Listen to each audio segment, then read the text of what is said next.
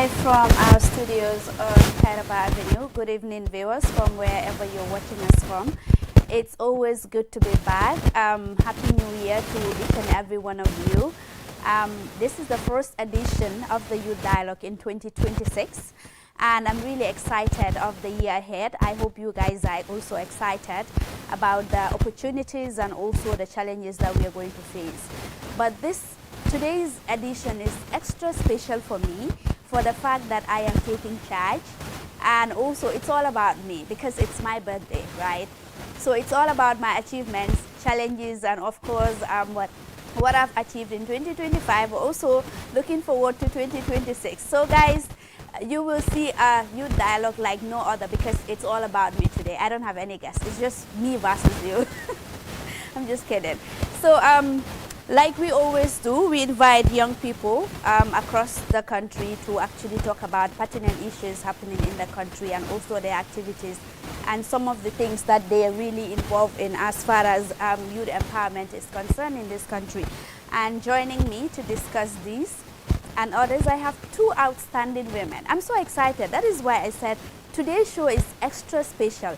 It's my birthday, and not just that, but I also have two outstanding ladies to join me and discuss about, some of the most important pressing issues affecting young people, because they're also contributing a lot as far as youth empowerment is concerned. They're advocating the welfare of women and young people in this country. So joining me to discuss this and others, I have here Lala Toure, who is the Deputy Executive Director of the National Youth Service Scheme. Thank you very much, Lala, for coming. Thank you for having me, Gilda. And I have here Mariam Cham, an outstanding and iconic artist. Jigen Bumangu. Mashallah. Thank you for coming, Mariam. Thank you for having me, Lala. Juldera, it's all the same, right? It's all the same. Trust me, it's all the same. Yeah.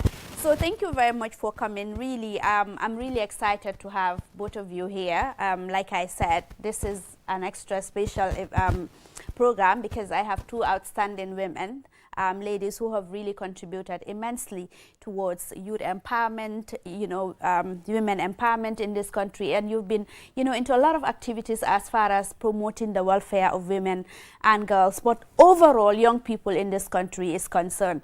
So, but before we start the program proper, I want to start with you, Lala. How has been your 2025? Mm-hmm. Talk to us about it. I know you must have set your resolutions and all of that. Yeah. How has it been? I mean, 2025 was a very interesting year for me. I went through a lot of transitions. I started the year off. Most people know me through the work that I used to do with in international development, but also with civil society and political parties in the Gambia. And youth work, of course. So 2025, I did a lot of work in those spaces. And I eventually had to transition. I transitioned from international development to government.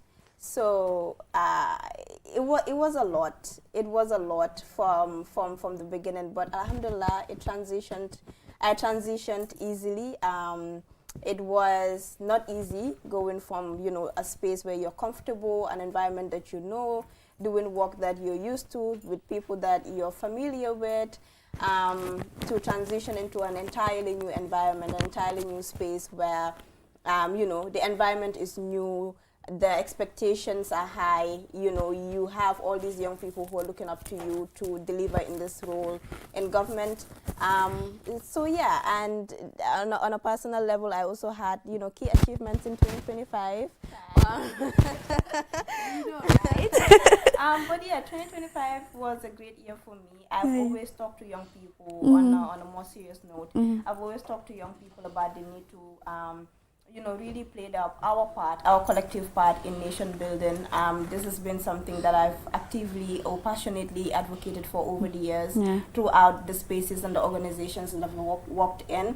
So when the opportunity presented itself for me to, transition into government, even though it was not an easy decision to make, but when the opportunity presented itself, after reflections and consultations, I thought, what?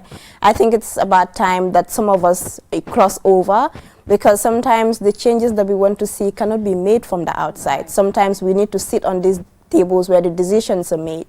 Sometimes we need to be in positions where we're able to influence policy, we're able to take part in decision making, we're able to provide strategic direction, not just for young people, but for our country, because it's highly needed. So yeah, and on a personal level, I got married in 2025. My mom was itching me to actually say, I think that is the biggest achievement. Yeah. I mean, I ended it great. I got married, alhamdulillah, in December, which you know, was something that I was really looking forward to. So yeah, it was my part year. Of your resolution. It was my year. Oh, it was a year. It was a year, right? Yeah. When one girl wins, all of us win, right? And we're happy for you, Lala. Thank Congratulations you. once again. So coming back to you, Mariam. I know, so 2025 has been great. I can attest to that. So looking back at 2025, what were your resolutions? You know, both personal and also at professional level. And how do you feel looking back? Yeah, 2025, you know, brought so much memories, so much success, you know, and so much impact, not just in a personal level, professional level, where we've discovered a lot of growth in 2025. We've got to so many places in the name of Mariama and in the name of Gambia. At the same time, 2025 came with so much lessons to learn from. It came with so much inspiration, motivation all around. In a nutshell, 2025 awakens my creative energy more than any year. Oh, okay. 2025, I walked into spaces where, to be honest, I felt it was too much for me. But then I actually found out that, you know, sometimes when you're in your comfort zone, you don't know how blessed, how gifted you are. So in 2025, I had the privilege to work in a certain environment that, you know, make me to understand, wow, you are in another level.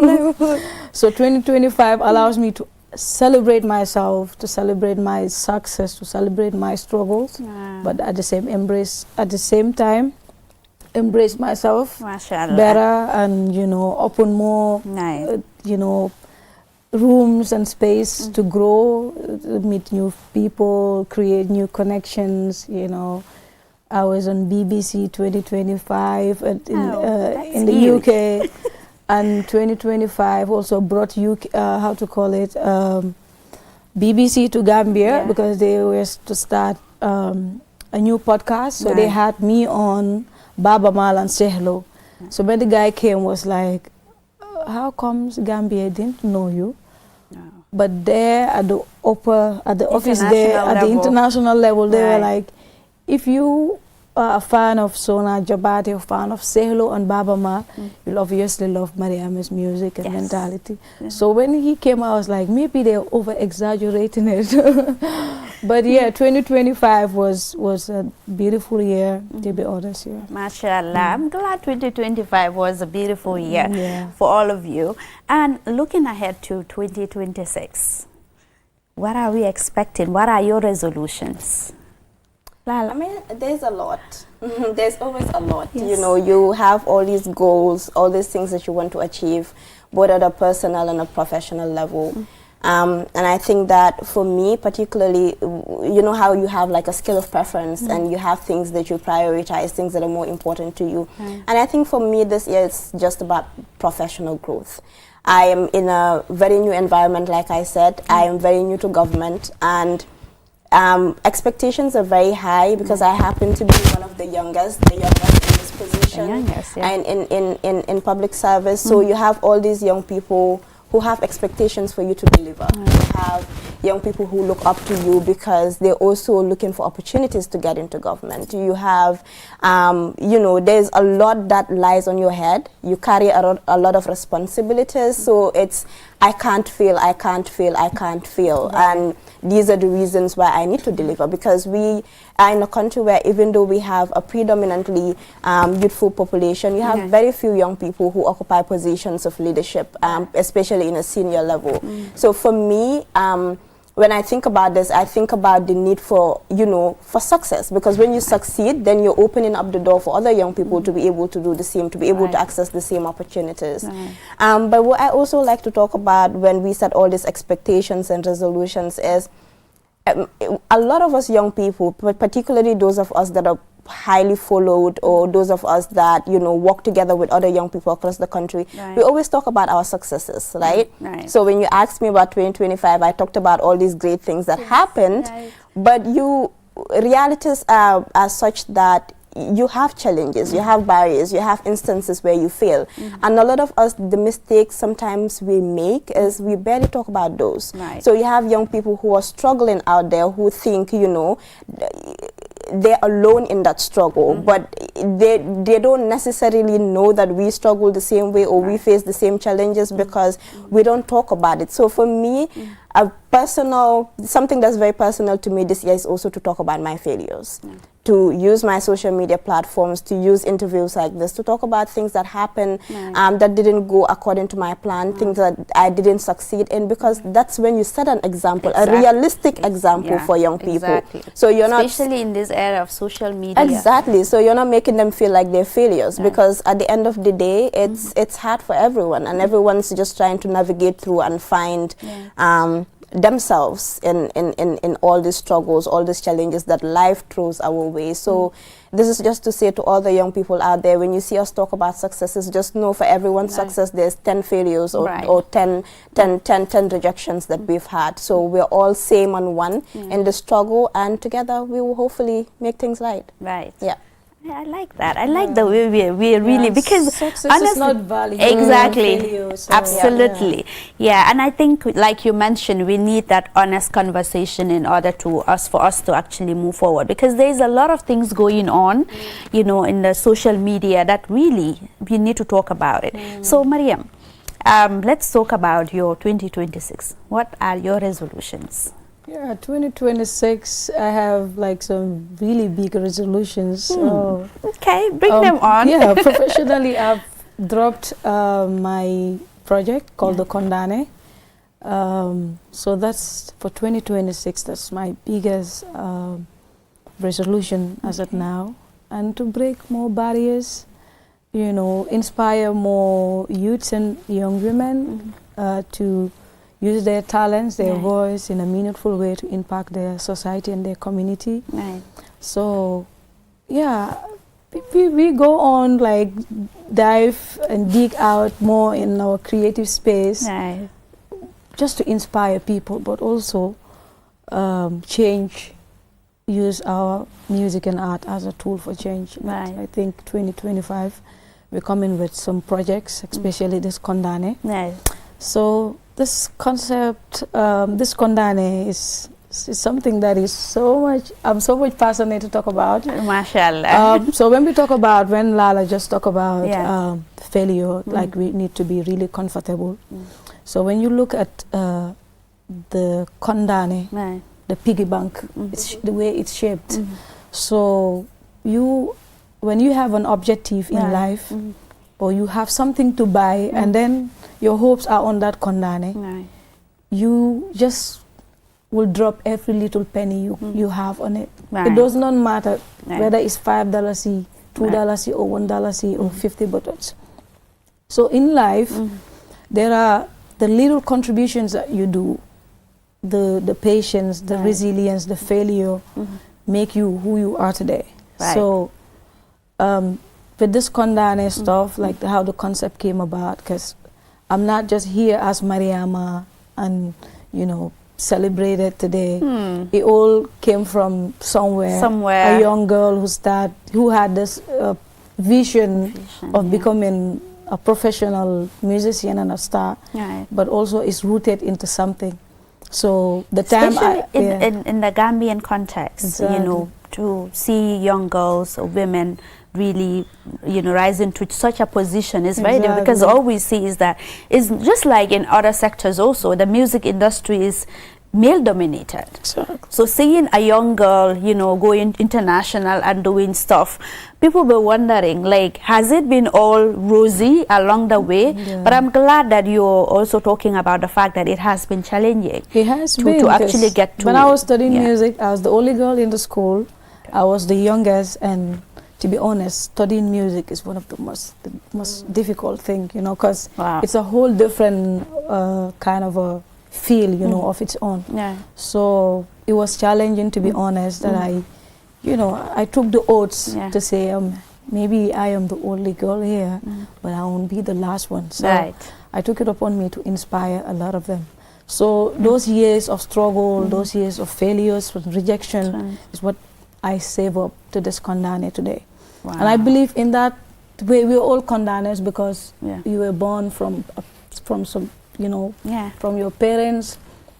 They've invested in you, those values. Your education is all something that save off Yeah. to this Lala or this Julde that people love and admire. So we are all Kondane, and this project is here to how do we inspire, how do we use music as a way of rehab Mashallah. to the patients at Tanka and the children in juvenile, because they need to be inspired. So Absolutely. no one's perfect, but we're using this project and this beautiful inspiration to give back to that same community that inspired us to who we are today. Mashallah. Yeah. Guys, I did promise that. I did say that. This is an extra special program, right? As you know, from the introduction, you can tell that it is really special. But that was just the tip of the iceberg, okay? This is just like a breaker. We did not start the conversation Yes. proper. So moving on, like starting the conversation proper. Lala, you recently appointed as the Deputy Executive Director of the National Youth Service Scheme. Talk to us, what does the National Youth Service Scheme, what do they do? And why is it so important, especially for young people? So the National Youth Service Scheme is one of the 6 satellite institutions under the Ministry of Youth and Sports, and it is established by an Act of Parliament and mandated to primarily be responsible for the creation of empowerment opportunities for young people, particularly in the areas of livelihood skills. So what we do is skills development, training, economic empowerment, employment, access to employment opportunities for young people. And this is very important and it's needed because the work that we do goes beyond targeting young people in the formal sector. We work with young people across different sectors, across different areas, young people in the formal and informal sectors, young people that have never been through conventional education, young people that are from prison, young people that never had access to school, young people that never had access to opportunities for employment, you know, across the country, in the most remote parts of the country. And in other countries, for example, in Nigeria, they have what's called the National Youth Service Corps. And it's literally the same in the Gambia. The only difference is that in Nigeria, it's a requirement. Before you access employment, you have to go through the program, be certified, and then, you know, you need that certification to access opportunities in your professional career. So what we do in the Gambia, we have programs that are funded by the government, because obviously we are a satellite institution under the government, but also by development partners. Currently we're working with UNDP and other partners, and we have ongoing programs through which we are targeting young people from different sectors. We have what's called the National Youth Service Graduate Program, where we target undergraduates, fresh undergraduates from universities, University of the Gambia, IOU, other universities in the country. And the idea is you have so many young people that are graduating on an annual basis, thousands. And there's a huge gap between academic qualification and the labor market. So these young people graduate and they have all these great results, but they're not able to access employment. So what we do, we come in together with support from UNDP and the government. We come in and we recruit young people from these universities, first undergraduates, and we train them, we orient them, and then we deploy them to the public and private sectors where they do 1-year placed internships, and we pay them through this period. And then the whole idea is for them to gain experience and be able to get employment after the end of the program.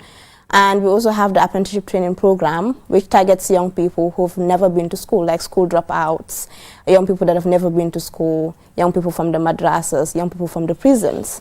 And this is meant to ensure that we are providing opportunities to all sectors of the youth demography. You have so many young people who don't have access to opportunities to self-development, to have the capacities that are needed or the skills that are needed for them to be able to survive in the labor market. So what we do is we again recruit them, orient them, train them, and then we deploy them to different TVET institutions. So you said Gay Njoro Inside Training Center, and this is where they learn skills in carpentry, in electrical engineering, in welding, in hairdressing, catering, all of these different areas. And the program is designed in such a way that it's not just a 2-month, 3-month program. It goes on for 2 years. Wow. So it's a whole program, and you get, it's hands-on, and you get certified at the end of the program. And recently what we've started doing is that we provide equipment at the end of your program. So we recently partnered with the Qatar charity, and we provided sewing machines to young people who went through the skills training, the TVET training. And we give, and they did tailoring, so we give them the sewing machines so they're able to start their own businesses in their communities and in their regions. So these are all the ways through which we're working, and I think that because there was very low visibility at a point, so people did not really know what NYSS did. But alhamdulillah, I think now, you know, with more with enhanced visibility and with more targeted communication, external communication, social media, whatever, we're able to show people what NYSS really does, and the ways through which the government is investing in youth and skills development in the country. Right. So, Mariam, coming back to the biggest project you have for this year, that is the Kondane. You did mention that it is one of the most critical projects you ever embarked on. What really, in that project, what really stood out for you in that project, and how has it been like? And how can young people in this country, really, especially artists, how can they embark on such projects? Because we ought to be realistic about these things. All that glitters is not gold, right? And challenges are there, and people ought to admit to themselves that this is not all rosy. Yeah. Always when I'm in my creative zone, I'll be like, I owe my society, I owe my community, and the message I fed them is something that, you know, I would be held accountable tomorrow. So as an artist that's inspired by advocacy, of course, because I was launched into music through advocacy, I think that's what makes me really different from the others. So when I was coming with this Kondane work, I was like, you know, most of the time in our space, we do an EP or an album. So after you've recorded it, you do a program, a show where people come, you have your sales, and then you put your money in your pocket. That same people that make you the star you are, what's their gain in it? So I was like, this project is going to be different to that. So what I did was like, I was like, I'm going to do this project, and this is the cause behind it. So it's influenced by my advocacy journey. So I am going to do something that is traceable to that Mariama in the advocacy. So as someone who was inspired, like as a child activist and speaking for young girls and women, I was like, hey, listen, this is not just going to be a compilation of songs, but this is going to be a cause, a movement that will invite every single person that not just resonates with the melodies or the beats, but that resonate with the stories we're going to share through it. So before I released the project, we hosted an event at Tanka Tanka. So we collaborated with the mental health organization, and then we collaborated with Chess Gambia. So I linked few people. So we took a barber, we took a makeup artist, we took from my circle, those that are passionate about football. We took football player. We collaborated with Chess Gambia. So I also took my whole band. We took clothes and food and some sanitary materials. Yeah. So we spent the whole day at Tanka Tanka, play them music, give them clothes, give them food. We played football with them, played chess, introduced them to chess. And actually, the Chess Gambia also donated some chess to them. We, you know, save their hairs, give a makeup session. So play live music, and it was very, very nice. And I feel like for someone that does music, music has been my escape. And I've also seen the same thing with the patients. Like rehab is something that even us, we need sometimes. Absolutely. And especially music, I think it has been proven, even with science, that it's the best way to use, you know, for rehabilitation and, you know, mental health. And it was actually a great day at Tanka Tanka. So with that, I was like, yeah, this is something that I am going to attach to the Kondane project, and that we did that. And the same thing, I live in a community where just a lot of these kids are not used as Kondane, because whatever we do as kids is what they imitate. So we invest in those kids without even knowing we're investing in them. Right. So these are kids that are out in the street with no proper education, with no proper training, and they launch themselves in one single mistake and then they're locked up. And that's what the society would use to shape their future for tomorrow. And when they're out of that, those prison walls, when they come back, the society not just invites them back and welcome back, embrace them, but the society rejects them. So they felt they are not entitled to become one Julde or Lala or one Mariama. In life, they lose confidence, they lose hope. So this project is also trying to use that cause to, you know, do the same thing, go into juvenile, give those kids confident hope that they are sons and daughters of the society, and they can become another Mariama or another Julde, something great, something that the society would love and embrace. Because I've seen a similar situation over and over and over and over, because I also created a bond where I talk to young people.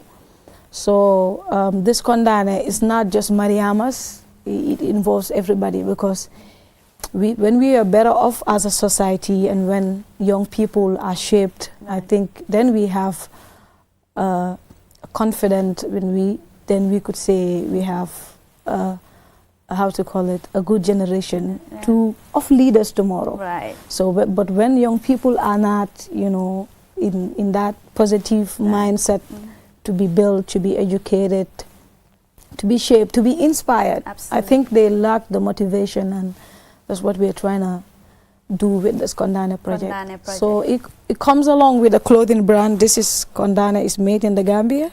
Nice, this is beautiful. So this outfits, we have outfits of Kondane, which has the QR code of the whole project. Okay. So this is, we can't sell CD, but we can actually sell this beautiful outfit. And whosoever, and it's Gambian owned. It's Gambian owned. Whosoever rocks this Kondane outfits, like it's in different. And it's made in the Gambia? No, it's made in the Gambia. Everything is made in the Gambia? Everything is made in the Gambia. Awesome. This is beautiful. I think NYSS fits here, right? Lala, what do you have for initiatives like this? Do you have any package for those also in the music industry? Because I think they also play a very important role in shaping young people in our society. Yeah. We have seen instances where like some of the artists will actually come up with lyrics that are not, you know, encouraging and all of that. But when artists embarks on life-changing projects and initiatives, it really goes a long way towards changing the mindset of young people. Yeah. I mean, I think as a ministry, that is something that, you know, the ministry, they're very supportive to young people in the creative arts industry. And as a satellite institution, that's something we're also exploring this year. We recently had conversation with the founder of Flex Fusion, who does dance, and we're really looking into how we can support young people who are in the creative industry as well, because like I said, our work doesn't stop at working with young people in one sector. It's working with young people in all sectors, and if there's something that can be done together, we would definitely love to explore that. Yeah. Mashallah. So there is partnership already. So you guys should really explore on this partnership. But again, when you talk about decentralization involving young people across the board, does that include young people who have not gone to school? Does it also include young people who went to school but they stopped at grade 9, they are dropouts? Yeah, so our apprenticeship training program and our TVET program both targets young people that have never been to school, or young people that are out of school because of economic barriers or because of other challenges that they're faced with. And it also targets young people across the country. When you go across the country, we have NYSS corps members, we call them corps members or service members, that are learning skills in different parts of the regions across the country. So wherever you go, in URR, in CRR, in North Bank, in LRR, and in the Greater Banjul area, we have young people everywhere that have been recruited, trained, and deployed. And what we do, these are young people that are also paid on a monthly basis. So they're paid as stipend. So if they need transportation, if they need food, it's not much, but it's meant to encourage them to go through the programming. And in addition to that, we also pay the for the apprenticeship training program and the TVET programs, we pay the institutions where they're deployed to learn skills as well. So this is all aimed at ensuring that you know, economic opportunities, employment opportunities are extended to young people across the country, and not just based on educational background or academic qualification. So in that case, if you were to define your vision for the NYSS, what would it be? Yeah, so our vision as an institution, you know, is to be better positioned to ensure that we are creating opportunities for young people in the thousands and not in the hundreds. Like we said earlier on, Gambia is a youthful population, and when you look at the statistics and you look at the numbers, in terms of unemployment, but also in terms of our young people that are embarking on the irregular migration, there's a lot that can be done. And I think that as a ministry under the government, you know, we're really committed to, like I said, the Ministry of Youth and Sports has 6 satellite institutions, and all of us are working together, particularly for 2026. You know, we had a lot of working sessions, we had a lot of strategic conversations on, you know, what can be done better to ensure we address some of these challenges that young people are faced with.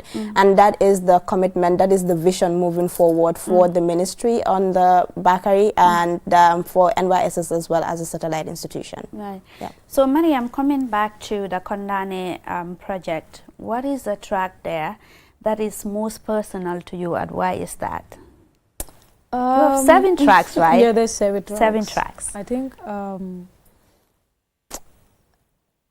Kondane itself, and there is another one called Africa, that's track number 1, Sad of the Seed. Okay. So I worked on the 8 songs, on the 6 tracks, and then I was like, let me just leave it 6. So, but then I had a call from one of the producers of Black Panther, Dr. Salon, I'm saying shout out. So what she was like, she wanted us to work on a replica of what Baba Mal did on Black Panther. Black Panther, wow. Something like that. That's huge. So, and then she said some ideas about, you know, doing stuff like that. Yeah. I sent her a song that I did with a Pan-African organization, and like it just sank deep into her energy, and I was like, can we go with this one? So I told her, nah, we can make a, you know, a better one. So just one evening, I just get to the studio, because when I am in my creative space, when my you know third eye is, you know, so I just write really crazy. Nice. So it's Africa. I just loved how the words were put together. Africa, but apart from Africa, I definitely would think Kondane, because Kondane, if you listen to the song, the sound wise, sonic wise, it resonates with the youthful energy. But if you listen to the lyrics, it's something everybody can resonate to, because it's like suma ñetti fukki dërëm lépp li ma am lépp laa dugal fii. It says urus ngalam lépp li ma yor laa ci def nii. It says su ku ne xamee li nga am boobu ku ne gedda cëram ku ne geddam sagay ndamu sant rek doy na tiitaru. And it says yaakamti yaaxule jarut ne waaxu leen dem xam nga fi nga jëm. Understand? Right. So yeah, like the lyrics are so powerful. I didn't even know how it is. I wrote those things. In what mood were you when you were composing such? Yeah, I'm in my creative world. Like normally at night, that's what I do. Like at night when I do all of my tasbih and stuffs, so I just open my creative door. That time of the night around 3, 4. Wow. Like inspirations keep flowing. So if you listen to the Kondana songs, there's other one because we're in election year. Right. There's a song called Wah. It addresses fake news, and I think we should look into that so much. So that song was funded by Center for Research Development. Okay. There's another song called Driver, Road Safety, because at this moment where we have newly constructed roads, there's so much happening. So if you listen to the songs, like there's so much you can resonate to. After I released the project, there are certain angles I didn't even observe. Okay. I received a call from Animal Welfare because I'm their ambassador. All right. So when I was composing the song, I didn't even look into it. But the animal component of it. Yeah, exactly. But if you believe in something deeply, you don't force the message out. Right. Yeah, and yeah, it's on all platforms. You can listen to it on Spotify, Apple Music.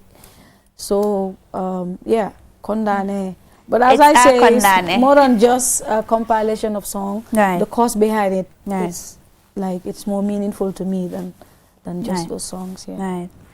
So wow, that's a lot, Lala.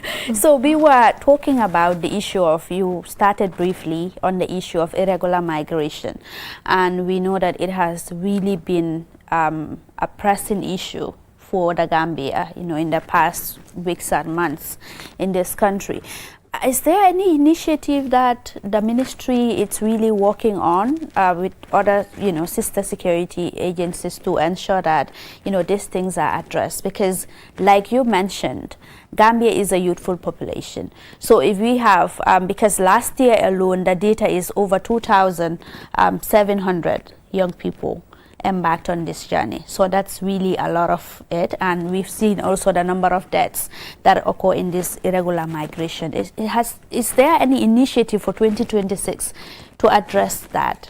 Yeah, I mean, it's quite disheartening to see young people. I think growing up, all of us from the time we were born to the early 2000s, all these years, we've experienced our own family members going through this journey for the past couple of decades, and it's still happening to date. And I will speak on what we are doing at the level of the National Youth Service Scheme. Okay. Like I said, the ministry, all the institutions or the departments under the ministry are taking collective effort and making sure whatever we're doing is aimed at addressing the socioeconomic barriers that are hindering young people's growth and development in the country. And at the level of the NYSS, everything that we're doing this year is centered around addressing young people's limited access to economic opportunities, which is one of the driving forces for the past couple of years, decades even, for young people embarking on this journey. What we are currently doing right now, we're working together with our partners and we're designing programs. We've already designed programs for 2026, but we're also continuing to engage with partners to create economic opportunities for youth, especially in regions like the Central River region, where we have a rice field in Sapo. And in previous years, this is somewhere, this is a space where we used to train young people in rice agronomy. So hundreds of young people trained in rice production in the region. Is it effective like before? So that's it got to a point where it stopped. operating. So what we're doing right now is we're exploring partnership opportunities so we bring it back on its feet again. So it's a source of employment and skills development for young people in the Central River region. We're also exploring other opportunities to introduce agricultural production as a means to accessing livelihood for young people. So like I said, our skills development, when we say skills development, is broad. So we're not just limited to one thing. So I also know it's a key commitment to the Ministry of Youth and Sports to the different institutions that are under it to continue working towards, based on our different mandates, because all these institutions have different mandates, based on our different mandates, to continue working towards providing young people with access to opportunities that are needed for them to gain employment, be empowered, and also to stay home. Wow, nice. So, Mariama Kondane, you did mention that it's a project, it's a national project, because everyone really has a role to play as far as this project is concerned. So, in terms of partnerships, are you in partnership with any artists in the country here? Yeah, I partnered on the Kondane. I partnered with one artist, the son of Jali Alajimbai, late Jali Alajimbai. Buba is on the song Road Safety. But then, while I am doing this project, it's initiated by Mariama, but it's not Mariama's. So actually, even when I was going to Tanka Tanka, I invited some artists to join me on board. And this is what we are doing. We're trying to also use our image, our influence to inspire people. So, yeah, it's everyone's project. So I'm inviting on everyone to join this cause, because it's Gambia we are rooting for in all aspects. So Kondane is everyone's. Yeah, to be honest. Are we expecting a launch? Yes, we might. Okay. We might. Okay. So, but the whole thing about the Kondane is just simply giving back to that society, the community that shaped Mariama. Because Mariama is not Mariama overnight, you know. So just to tell any aspiring young artists, like when I went to the UK at the Yaram Fest, so when I was performing, I was like, I'm sending shout out to every young individual, but specifically girls that felt they don't belong in spaces like this. Girls that felt, you know, they also want opportunity to showcase and show their talent. It's never, how do I say this? You know, when I talk about those, I'm really emotional, but it's never too big, it's never too late, it's never to say I'm a girl, I am not entitled to this. And just what we say in our industry is an industry that is male dominant. So a lot of young girls are fearful of taking steps to dream bigger. So it's never a fault, it's never your fault to dream big. So dare to. Just dare to do what nobody does. As a girl, as a young lady, just dare to do things with or without people coming on board. So I started doing live music. So even when I was doing this, I did a simple launch unveiling of the project. So I was like, I'm not gonna do anything small. I went all the way to Sunset. I took out my part and money. I paid to be a cocktail party because I wanted it to be different. So it was different. It was one of its kind. Nobody has ever done a listening party in that caliber. So to every young girl, dare to dream big. Don't ever limit yourself, you know, because you are a girl. I know the society and our environment just contributed so much in the mentality of young girls. Like the moment they say, Sahel dafa sega ni sa wen sege. I hate that proverb. So dare to dream, dare to take actions, you know, and to shape yourself, shape lives that are around you. So Lala, I know this is a bit critical because you're in government now. But so do you think, as young people, do you think this government really has what it takes, especially the policy tools, to actually address the needs of young people in this country? I mean, I like I said, I'm still new to this. I'm only a few months old in this role. And from the outside, before I even got into government, I used to do a lot of work with government officials. Okay. And all the work that I did, most of the work that I did when I worked in international development with government institutions and government officials was to help introduce policies, was to help introduce, you know, guidelines and tools and frameworks that would help consolidate democratic governance in the Gambia. Okay. And like all governments, I think this government too has its challenges, like just any government around the world. And I think that, you know, there are challenges. It would be unrealistic to say there are no challenges and everything is just milk and honey. But what I have seen, I'll speak for the sector that I work in. What I have seen in the sector that I've worked in for the past 5-6 months is the commitment that is brought on the table to bring about change, to address these challenges that we recognize that are existing in the country, particularly in the areas of youth development, but also the commitment to ensure that we are creating the space for young people to have a say.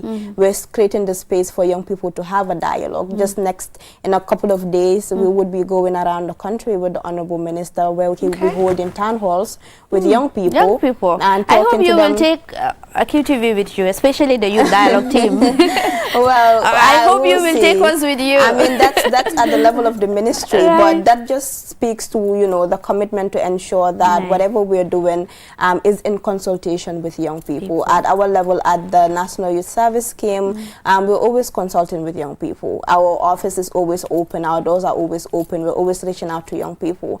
And for me, that's inclusive leadership. And when leadership is inclusive, it's more accountable, it's more transparent, it's more open, it's better positioned to address the issues that people are faced with.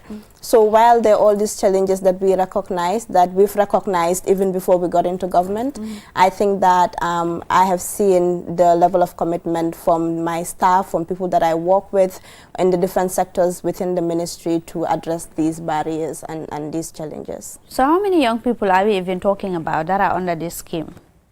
So on our different programs, currently we have about 450 young people in 2025 across the different programs. With the graduate program, we have 100 young people from the universities who are currently placed in the private and public sectors doing internships, paid internships for the next 1 year. With the apprenticeship training program, we have 150 young people, and then the TVET program, we have about 250 young people across the different institutions. So what are we looking at here as far as the nationwide tour is concerned for young people? I mean, I think that the ministry is better positioned to speak on that. That's the ministry's show. But I was just saying that to note that, you know, there are steps or there are mechanisms in place to ensure consultations are happening with young people from the part of the ministry. Okay, that's a good news for now. So Mariam, let's talk about partnerships, because I believe it's very, very important. Do you have any people supporting this Kondane sponsorship and all of that? Yeah, so during the official unveiling, what I did is like, because I've been also in the corporate side for a while. Okay. So I invited the German embassy, the Cuban embassy, Mauritania, France.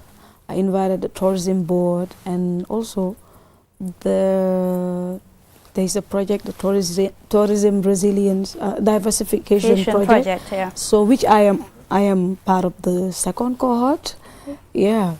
So I also invited them, and just few other people that I knew there could be a good partnership in this project on. So, and we also open to collaboration, because when I was doing this project, I just did it single-handedly. I spent every dime to record each and every song. paid for the videos, and I still would do it if it was tomorrow, yesterday, you know. So it's something that I'm passionate about. Like I say, advocacy is what gave back to Mariama. So I am always proud. I'm always, you know, happy to you know, take out my penny and invest it on something that would bring development, something that would bring change. But at the same time, our doors are opened. Like, as I say, Kondane is everyone's Kondane, so doors are open to help, and, you know. So, you see, this is, everyone can rock Kondane in all different styles. So lately, all the outfits I wear are from the Kondane project. Nice. So we, you know, men, women, children, you know, in different styles, and beautiful cups. Yeah, it is. So our doors are open, and if you need from the Kondane outfits, you can call 345-9584. Okay. Or you call 3635-313, and you get yours. Mashallah. Yeah. And after the show, we will write you an invoice because you're doing advertisement on the show. So Lala, time is not on our side. I think we got only 4 minutes to go. Young people, I mean, the issues of young people, we can't really finish it in one show. And the National Youth Service Scheme, I'm really happy to actually know that all that these achievements have been registered. Trust me, like, I am part of those that think that, okay, what is even the role of the National Youth Service Scheme? You know, all the challenges that young people are encountering in this country, what are they even doing about it? But like, listening to you, I now realize that there has been a lot of work being done as far as empowerment of young people is concerned in this country. Not just that, but also ensuring that they have skills.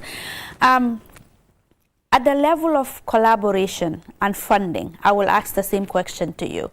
How do you go about getting the funds? Because if I hear you correctly, all the projects, or almost all the projects that you're embarking on, are donor funded, right? Oh, no. Okay. They're not. So we are, like I said, we are a satellite institution. And just like all the other departments in the government, we have our annual budgetary allocations that comes from the Ministry of Finance and also through the Ministry of Youth and Sports. So our projects, for example, the TVET project, where we have 200 young people in USET and different skills institutions, is funded by the government. So the stipends, the payments for the universities or the technical institutions is all paid for by the government. And also even our programs that are funded by UNDP, the government has a percentage that is funded by them. So it's not entirely funded. Like, for example, our National Youth Service Graduate Program, the UNDP funds a certain percentage and the government funds a certain percentage. And we're an institution that runs on government funding. Our subvention is what runs the institution because it's a public institution. So yeah, we are not predominantly funded by donor organizations. Yeah. Okay, that's good to know. And even the projects that you're embarking on, do you also do savings, you know, to help run the institution? Because you did mention that you're into a lot of activities and now you're coming to embark on agriculture and all of that. So we are not a profit-generating institution. So we don't necessarily do projects that are meant to generate us profits or income. But what we do have, for example, we have a 30-hectare farm in West Coast, and we have a 4-hectare rice field in Nyanibere, which previously have been used for agricultural activities, which would bring obviously some economic gains. But that's mainly for young people. So yeah, but not the institution. Yeah, no, I'm glad we are not an income generating okay. institution. No. I'm glad you mentioned that it's for young people, but not the institution. Yeah. Okay, that's Mariama. Finally. Why dang you woyal nag Mariama? Lal may problem. 1 minute lang am. Let's use that. Mu woyal. Wala nga woyal ma birthday song. Wow, yo fong ma woyal happy birthday. Okay, acha. Happy birthday to you. Happy birthday to you. Happy birthday to you, Julie.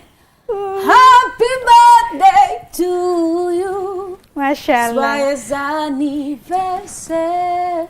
Joyeux anniversaire. Oh. Joyeux anniversaire à toi. Joyeux anniversaire. Mashallah. This is like, mashallah. Thank you so much, darling. Thank you. Thank you. I really appreciate this. Lala, yow doo ma defal point. Yoo xam naa ne you were a point and a great one for that matter. Yow loo ma amal Lala si suma birthday bi. xanaa di la ñaanal yàlla. Amiin. fan bu gudd ak wér gu yaram. Amiin. You know, may this year bring so much success and all the Amiin, good ya things Rabbal in Alamin. life, inshallah. Yeah. Thank you, ladies. I am so happy, really. This is one of the best birthdays so far. Mashallah. Thank you very much for coming, and I hope to engage you more, both Mariama and Lala, after your nationwide tour. I would really love to have you again to talk about, you know, some of the challenges that young people have been raising, but also what the NYSS plans to do as far as, you know, addressing those challenges are concerned. And also you, in terms of the Kondane, you know, some of the achievements that have been registered as far as the Kondane is concerned. Thank you very much for coming. Viewers, this is all we have time for. Do join us again next week for another edition of the Youth Dialogue. It's me, Jul Denjai, and I had Lala and Mariama. Bye.